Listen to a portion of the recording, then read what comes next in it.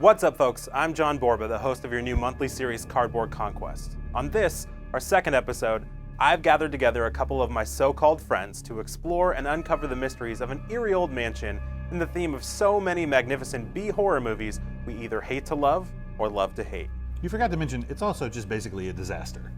That's only because I love to see my friends squirm.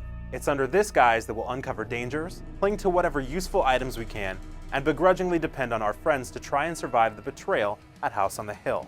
Oh, and stick around to the end of the episode because I'll tell you how you can win a copy of the game.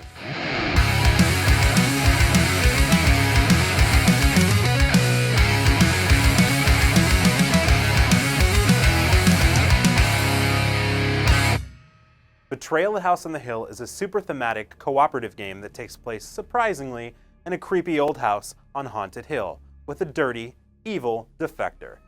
You see, one of us is likely to have lured the others here with a nefarious intent. More on that in a moment.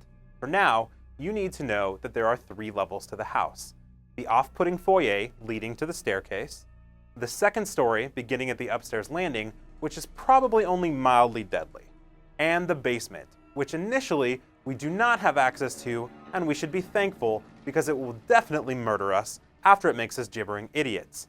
Now, moving through the house, we will explore and uncover new rooms by crossing through doorways like so. When we do that, we will draw and flip a random tile to build out the house. Now, if you didn't pick up on the massive replayability factor here, it means that every time we play the game, the house will fill out differently, and the experience will be fresh. More on replayability in a bit.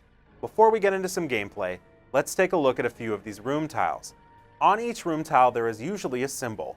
We will stop our movement, draw a card that corresponds to the symbol on the tile, and resolve the card to end our turn. Some of these will be events that will either benefit us or totally screw us up. Some may be items that help us survive our little jaunt of terror, and some may be petrifying omens that will usually both benefit and harm us, and control a major mechanic in the game that, once again, we'll get back to. For now, let's go looking for trouble. Event card, please. Event cards contain small narratives that frequently have you roll dice to test against your stats. When instructed to take a test, you roll dice equal to the number associated on your stat bar. Also, the dice in Betrayal are fairly distinct. They have 2 sides that are blank, 2 sides with 1 pip, and 2 sides with 2 pips.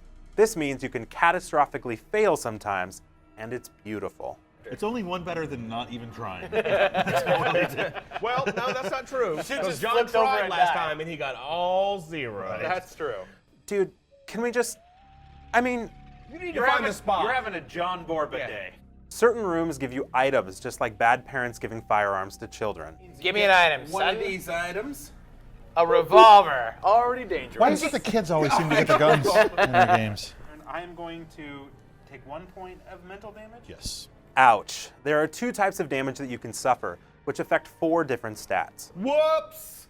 When you take physical damage, you divide it as you like between might and speed, which affects how quickly you can move or how well you do in combat. Oh, 1 point in a physical trait. That's less good.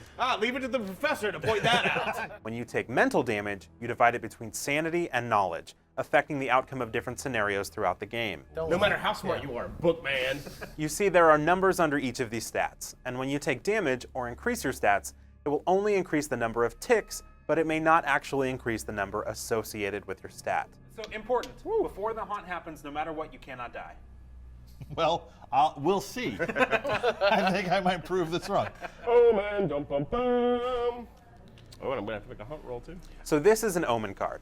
Omen cards will provide different individual effects, but the main thing that drawing an Omen does is it causes you to tempt fates by making a haunt roll. When making a haunt roll, you roll 6 dice and attempt to roll equal to or higher than the number of omens on the board. If you succeed, the game carries on and everyone is friends. For now. If you roll less, the haunt begins. The haunt is when this game really comes to life. The game changes dramatically from here on out. You see, one of the players at the table is revealed to be a traitor that has lured all of the other players to the house for means almost certainly leading to a gory end. This is a great way to get rid of some friends. Well, maybe I don't want to be on your stupid board game show anymore then. How's that for us not being friends? Shots fired! Finally, vengeance might be mine. Depending on the Omen card that is drawn and the room it is drawn in, you'll consult a chart to determine who the traitor is and the narrative for the rest of the game. The Haunt Revealer is sent into another room to reveal their new objectives and abilities, while the survivors are left to parse out their desperate escape plan. If this happens early in the game, it is seriously devastating and the survivors will find their path more difficult. There are over 50 different haunt options. I'm going to repeat that. 50 different options for the resolution of Betrayal. This provides an immense amount of replayability and provides a notably different story each time, often touching on some of my favorite horror movie themes. I love this game. And that's all you need to know for the majority of the first phase of this Betrayal. But I think it's really noteworthy to say that this game creates particularly ridiculous moments like these. But what if I die because a puppet stabs me? You find a body under your foot. Whoops. Oh, so stingy. You haven't used that sandy punching ring. You haven't used that medical kit. I could use both those items. You guys are jerks. Come on, Professor, you can do it. This. No, you can't. A 0! Give me a 4 more. I actually still want you to succeed, even though you guys have been jerks. Yes! In your face, 3. I actually really want you guys to succeed in sucking it. The haunting. All right, this is how the haunt works. Crap. So the haunt was revealed in the pentagram chamber with the spear. Normally we consult the chart to see what our haunt is. However, for this playthrough, we choose a haunt at random. Let's check in to see who the evil jerk is. Pay the piper, so it's left of the haunt revealer, so I am the traitor. Oh, right. Those damned noises. You pound your hand against the wall and the skitter scritch instantly ceases. You see, you tell your friends, vermin infest the walls, insects, maybe, or rats. Seconds later, the skitter scratch begins anew, louder than before. That must be some infestation. One of your fellow explorers listens to the sounds with an expression of joy so extreme it almost seems like pain. That's probably me. Your friend's gaze finds yours. You never notice before how rat-like your friend looks. Your traitorous companion says, John turned into a rat. Your traitorous companion says one word in a horribly high voice, one you've never heard used before. Feed! What you know about the bad guys. The traitor is performing a wicked rat thing ritual. It's like a wicked rat thing ritual. It's a wicked rat. In the pentagram chamber. You can stop the ritual only by quickly killing every rat in the house. Oof. Let's see how the survivors are going to scramble to get out of this. You win when you destroy all the rats or you kill the traitor before he or she gets to the pentagram chamber. Time to bring our little dysfunctional family back together. All right, John. So We're gonna kill you. You turned into some rat guy, and now you got a bunch of rats, and we have to kill you. I am actually technically a were-rat. Nice. Okay, rat guy is another term. I'm from the south. We okay, call him rat rat You guys. can lady. call me Splinter, please. We gotta kill some funkin' rats. Yeah. Is that what you did? I gotta roll 3 up right now. How about you don't? Did you win? You won. You won, right? It was all for nothing. All right, Basically, just wasted 2 hours of my life, so that John Borba could feel like a winner. so if you win, Everybody love- hates you. your lovely, lovely children lap up the spilled blood and tussle over the larger chunks. You have one child. Hissing at each other. Oh, I actually have 2 now. Damn you. Hissing at each other. Children will be children after all, and children need to eat. Don't let them eat me. And the Rat King reigns triumphant.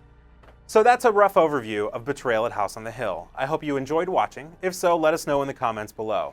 If you want to check out the whole story, you can watch the uncut playthrough at the link below to see how I, the Wicked Were-Rat, fed my whimpering friends to the Whiskered Horde.